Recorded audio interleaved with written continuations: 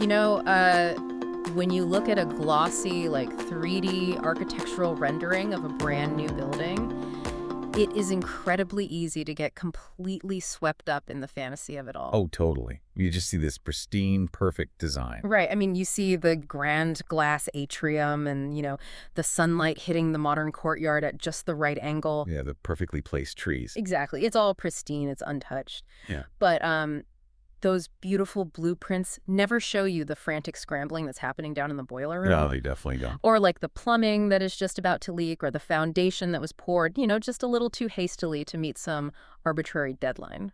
Yeah, we fall in love with the rendering, but we are ultimately forced to occupy the reality. Mm-hmm. And that tension between the dream of a space and the daily grinding reality of actually operating inside of it, that is where so many ambitious projects just completely fall apart. And nowhere is that tension more dramatic or frankly more consequential than when that building is a new school.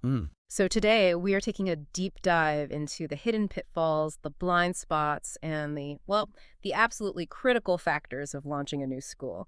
And we're drawing a lot of our foundational insights today from a really fantastic episode of The Voice Note by I Aumi Edge. Right. It's an episode titled Vision to Viability, Yeah. the missing lens in planning your new school launch. And I want to say right up front to you listening, even if you never, ever plan to open an educational institution, do not tune out. Definitely don't tune out. Lessons here are universal. Yeah, what we are really examining today is the universal anatomy of how complex, highly idealistic visions become, viable, breathing realities. Wow. Whether you are launching a tech startup or building a community organization or rolling out a new product line, the timeline from that initial blueprint to daily operation is filled with the exact same fascinating traps. It really is. I mean, it truly is a masterclass in organizational design and honestly human psychology. Yeah. Because a school isn't just a standard business, right?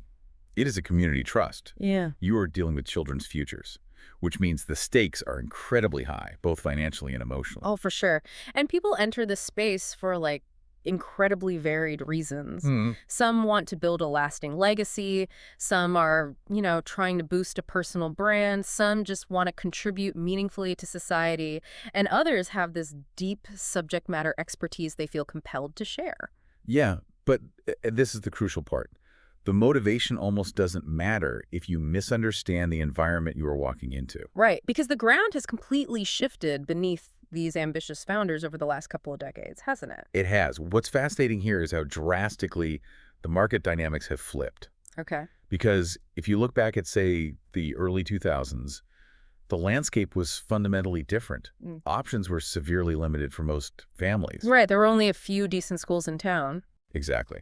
And because of that, schools essentially held all the cards. They dictated the terms, they controlled the narrative, and parents were, frankly, just grateful to secure a spot for their child. It was the ultimate seller's market. I mean, if you built it, they would come purely out of necessity. Pure necessity, yeah. But today, the irony is that the exact same booming educational opportunity that excites all these new entrepreneurs is also their single biggest hurdle. Wow, okay. Because the demand and supply landscape now leans heavily in favor of the parents. They have choices now. Endless choices. They have instant access to information, reviews, competing offers. And because of that monumental shift in power, founders embarking on this journey for the first time, or even experienced leaders, trying to figure out why a recent launch failed in the pair, they're hitting these recurring fatal blind spots.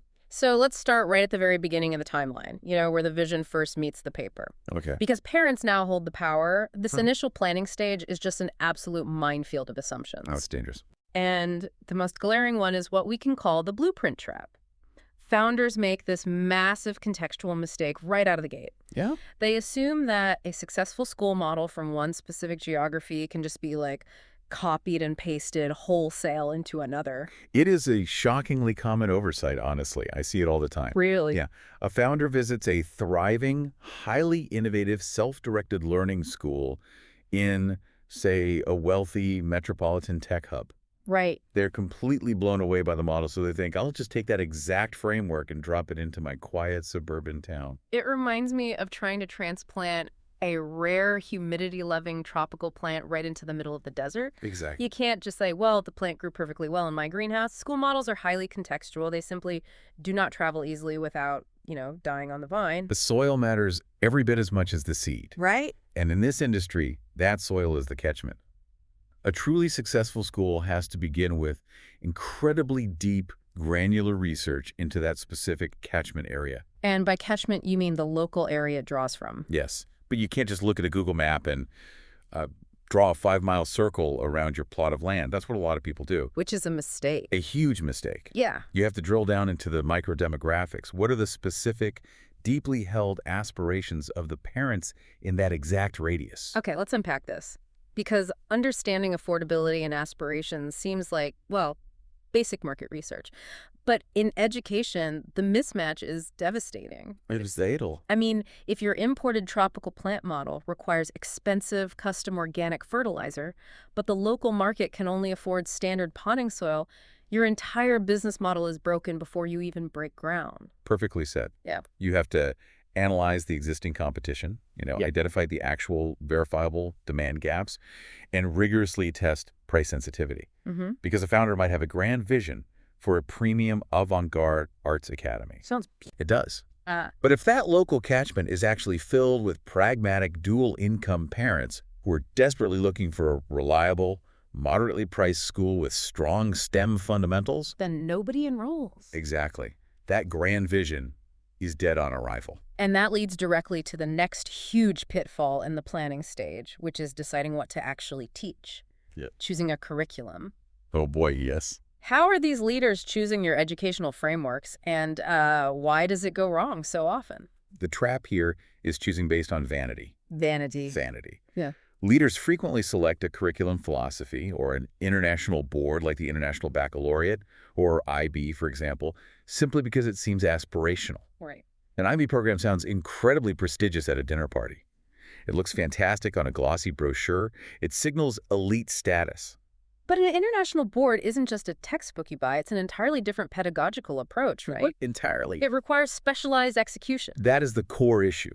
The choice of curriculum must align with 3 undeniable realities. First, it must align with the founder's actual educational worldview. If the leadership team doesn't genuinely believe in deep inquiry-based learning, their attempt to run an IB school will feel totally hollow and chaotic. Yeah, kids can tell when you're faking it. Exactly. Second, it has to align with the long-term outcomes the parents in that specific catchment actually want for their kids. And the third reality. The third, and this is the absolute kicker that derails so many projects, it must align with the actual availability of teaching talent in that specific geographic area. Wow. Okay. That is the ultimate reality check. It really is. I mean, you can buy the licensing rights to the most prestigious, complex, student-led curriculum in the world. But if you cannot find, hire, and afford teachers in your zip code who are specifically trained to execute it, you're stuck. Yeah, you are selling a promise you cannot keep. It's like opening a 5-star Michelin restaurant in a town where you can only hire fast food line cooks. That's a great way to put it. The menu might be brilliant, but the execution will just be a disaster. Yeah, and that mismatch between the aspirational curriculum and the available talent pool creates a massive structural crack in the foundation. So, assuming a founder somehow survives that initial planning gauntlet, right? They have their demographic research. They've picked a curriculum that realistically fits the local talent pool. They have to actually start building. The fun part. Right. We move from planning to pre-launch. But the moment they have capital in hand, the temptation to focus on the physical building over everything else often widens those foundational cracks into massive canyons. Yeah, we can call this the infrastructure illusion. The physical vision often completely cannibalizes the operational viability. There's this overwhelming temptation to build the ultimate sprawling campus right out of the gate. I have to push back on this mindset whenever I see it, in any industry. Right. Over-investing in massive physical infrastructure before you have validated the actual paying demand is wild to me. It is wild. It's the equivalent of building a 10-story luxury hotel when you only have guaranteed reservations for the first floor. You are paying to heat, cool, and maintain 9 empty floors. You are stretching your capital dangerously thin long before your enrollments, or in the hotel case, your bookings ever stabilize. It is a classic capital trap. Spaces really must be thoughtfully designed for phased scale. Right. build as you grow. Exactly. You cannot afford to lock up your cash into buildings that will not be needed for years. And this requires a sobering financial reality check, particularly regarding how schools actually grow. Okay, tell me more about that. Well, a critical detail here is the financial mechanics of the early years. When a new school opens, it usually builds from the bottom up. Meaning they start with the youngest kids. Exactly. The bulk of the initial enrollments are in the kindergarten and primary sections, and those sections typically run well below break even. Wait, below break even, meaning for the first few years, your most fundamental entry points for new customers are actively losing you money. Yes, absolutely. Think about the mechanics of early childhood education. Those early years require intense investment in adult-to-child ratios. You need more teachers, you need classroom aides, specialized care facilities, and constant supervision. They need a lot of attention. So much attention. The resource intensity is incredibly high, but you don't have the economies of scale yet. Wow.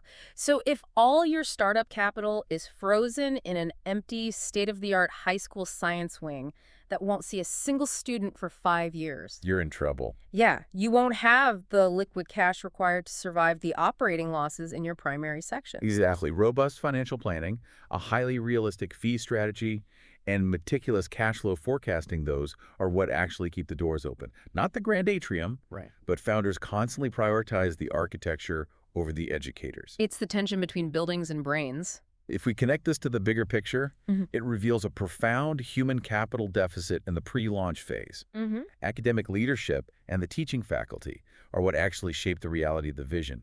Without them, the building is just a shell. Just empty rooms. Yet, founders routinely treat teacher hiring as a transactional administrative task, like, I don't know, buying desks or ordering whiteboards. They treat it as a checklist item rather than the core product they are actually asking parents to pay for. It's so backwards. Yeah.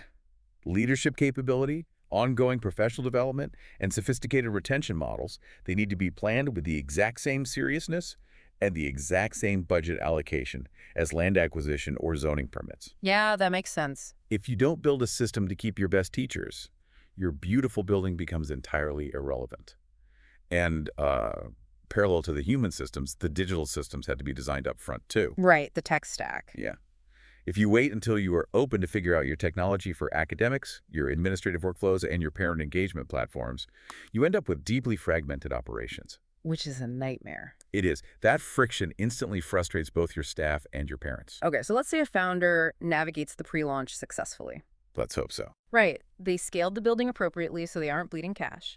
They treated their teachers like the core asset they are, and the tech stack is ready. It is time to cut the ribbon. The big day. We arrive at the launch. But this is where another massive wave of founders stumbles right as they cross the starting line. Why? Because they fall victim to the go-to-market disconnect. Okay. There is a highly common and honestly highly dangerous fallacy among founders that they can adopt a launch first, adjust later approach. Here's where it gets really interesting, because in the tech world, launch first, adjust later is the absolute gospel. Right. You know, move fast and break things, ship the minimum viable product, let the users test it, and patch the bugs in version 2.0. Why is that mindset so destructive when launching a school? Because you are dealing with a child's irreplaceable developmental years, not software bugs. Wow, yeah. You cannot A/B test a third grader's education. Structural choices made early on in a school's life are incredibly hard, if not impossible, to unwind later. Give me an example. Let's look at fee design. If you launch with unsustainably low tuition fees just to get bodies in the door and make the campus look busy, you are trapping yourself. Right. You cannot suddenly hike tuition by 40% in year 2 when you finally realize your operating margins are deeply negative. The parents will revolt and leave. Exactly. Or look at staffing quality. If you hire mediocre teachers at launch just to save money, assuming we'll upgrade later. Right. We'll just replace them once we're profitable. Yeah, well, you instantly set a low bar for your academic culture. And that culture calcifies immediately. It is nearly impossible to elevate a mediocre academic culture later without firing everyone and starting completely over. You bake the mediocrity right into the foundation of the building. You really do. And this leads to a dangerous imbalance at launch between promise and preparedness. Schools typically fall into one of two extremes. On one side, they launch with a massively aggressive marketing narrative. Billboards on every highway, glossy brochures, huge promises about revolutionizing education. But they lack the actual on-the-ground academic readiness to back it up. So the parents show up expecting a world-class experience and immediately realize it's all a facade. Yeah. Like, the carpool line is a mess, the teachers seem stressed, and the curriculum is disorganized. And that instantly shatters parent trust.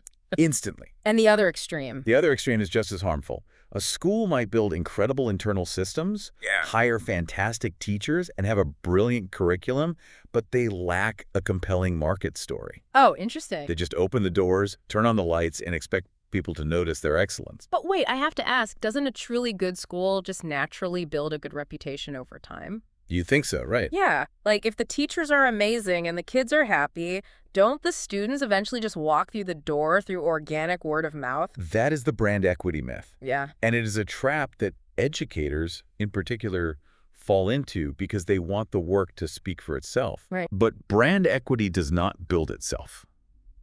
Admission success requires a highly deliberate go-to-market plan. Okay. It requires clear storytelling, consistent early investment in marketing, and active, relentless trust building within the community. Yeah. You have to aggressively tell the market who you are and why you matter. Because students do not automatically walk through the door no matter how good your interior systems are. Exactly. You have to be a compelling storyteller as much as you are a brilliant educator.